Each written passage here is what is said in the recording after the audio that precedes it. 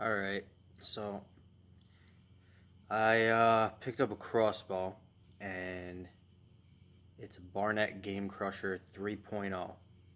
There was basically no information on this crossbow, no videos, other than a couple reviews on Field and Stream or Dick's Sporting Goods website. From what I found out from Barnett is Gamecrusher is exclusive model for Dick's, which I'm fine with. I don't really care. When I tried to find out the difference of the 3.0 from the 2.0, the only information Barnett gave me was that it's the newest model. Thank you, Barnett. That was very ingenious. I won a gift card to Field and Stream. Thank you to New York State Trappers Association. So I ended up, between my rewards points and another coupon, I had to lay out $35 for the crossbow package. So I took a shot on it. Decided I needed another crossbow in the house. It was packaged nicely. I had it shipped. I didn't buy it from the store assembled. I had it shipped to the house. So I assembled it, and the instructions were terrible. I will say the packaging was good. Everything was in there. Everything was right. Everything was packaged well, put together nicely in the box. The scope was mounted already. The foot stirrup was mounted already with the little dampeners on there. All you have to do is, let me bring it around to the front here. On the front, there's a little Allen screw there. I don't know if you can even pick it up. That assembles the whole thing together. Other than that, that's pretty much it. All I had to do, other than putting the quiver on there, which I'll get to. The cable slides, there was no information on there. I had to Google that a little bit, go buy some pictures that I saw, and buy another crossbow I have, which is a Wicked Ridge Invader. The cable slide, this plastic piece here sits in the track, and the cables go in there. Hopefully that shows somebody. You put the cable slide in first. There's a couple like grooved notches. They face up. The solid notch faces down, and then you just kind of twist the cables into that. Not terribly hard to figure out, but it's pretty much not mentioned in there at all in the instructions, which was a pain. The only other thing that annoyed me about the installation was you follow the installation instructions, you put the riser onto the front of the crossbow only to have to take it back off later when you go to put the quiver mount on, which is on the bottom here. There's a little like Picatinny rail style deal, and it makes no sense because you have to take it back off to get that on there. Now also, while I'm talking about the quiver, the bracket was initially mounted right here to the side, all the way up by the front of the quiver, which was stupid to me because now your bolts hang all the way out to one side or the other of your crossbow. So if you're walking in the woods, or even if you're just target shooting, you have another 10, 12 inches, depending on your bolt length, whatever. You have excess sticking out past your limbs, which is annoying. I took it apart. There was only two little Allen screws that hold that bracket together. I moved it from this side to this side. Now it's centered. So now looking at it, it's more aesthetically pleasing, which is always nice. And it's just more comfortable carrying, walking, and using. Took me a little bit to sight it in, probably a good 15, 20 shots, just messing around with it, sighting it in, dialing it in. I'm going to edit in later on at the end of this video. I'll edit in a clip of me shooting, shooting the target at 20 yards, just so you can get an idea of the sound and the accuracy. Overall, I'm pleased with it. The sound, fine. Accuracy is great for what it is so far. I really like the pistol grip. It's comfortable. It fits well. It's lighter than the Wicked Ridge that I have in this house. Just fits me a little bit better, and I like it. The buttstock feels good. The scope is not great, but it's not the worst I've ever seen. It's a little crowded for me, which by that I mean there is a lot of, I think it has 5 lines for different yardage, different ranges, So I'm going with 20, 30, 40, 50, and 60, which is a little overkill to me. But, I mean, it's nice, but it's just a little crowded when you're looking at it. It's a little bit much in that field of view.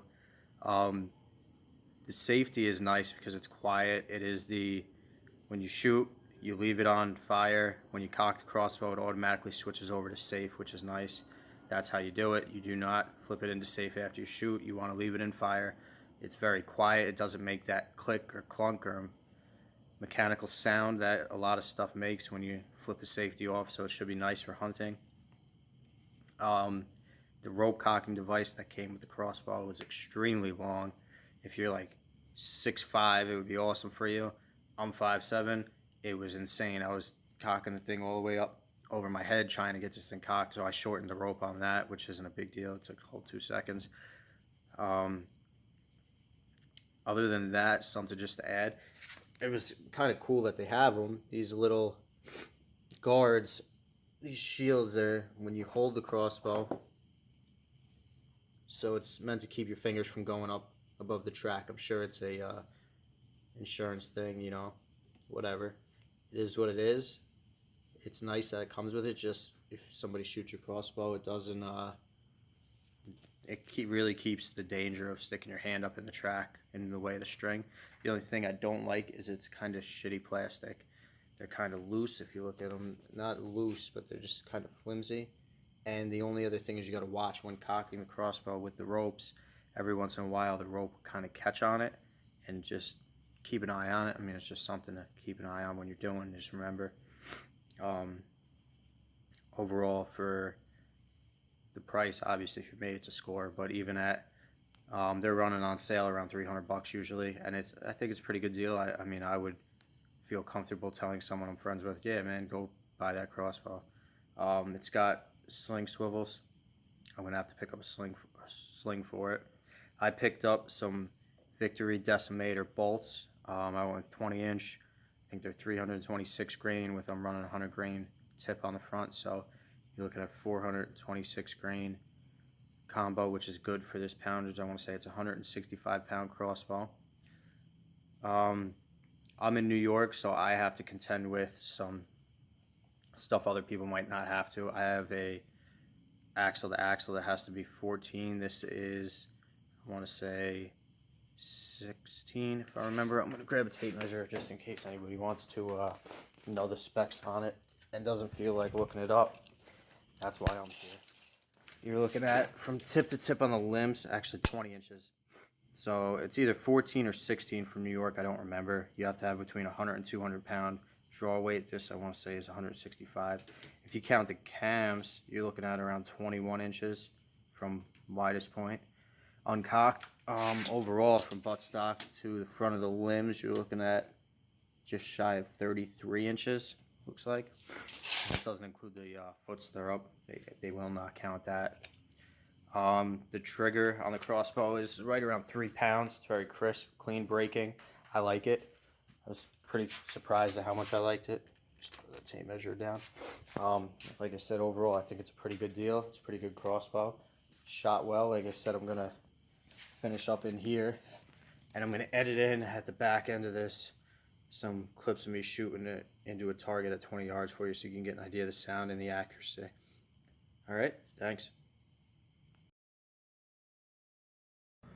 Alright guys, I'm back out here messing around with this crossbow, and what I want to do is set the camera up out at the target. I have it pretty much dialed in, fine-tuning it a little bit, just shooting it, getting used to it. Taking some shots at 20 yards. So I'm going to leave this camera set up at the target, show you the accuracy at 20 yards that I'm getting, and also that way you can hear the perspective of a 20-yard shot.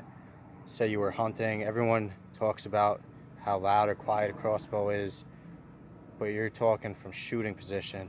So let's talk from, say, a deer's position. If I'm sitting around here at this target, it's going to be a little bit different from what you hear behind the crossbow. So I'm going to go ahead and lay this camera down for you. Try and get it set up with a good view.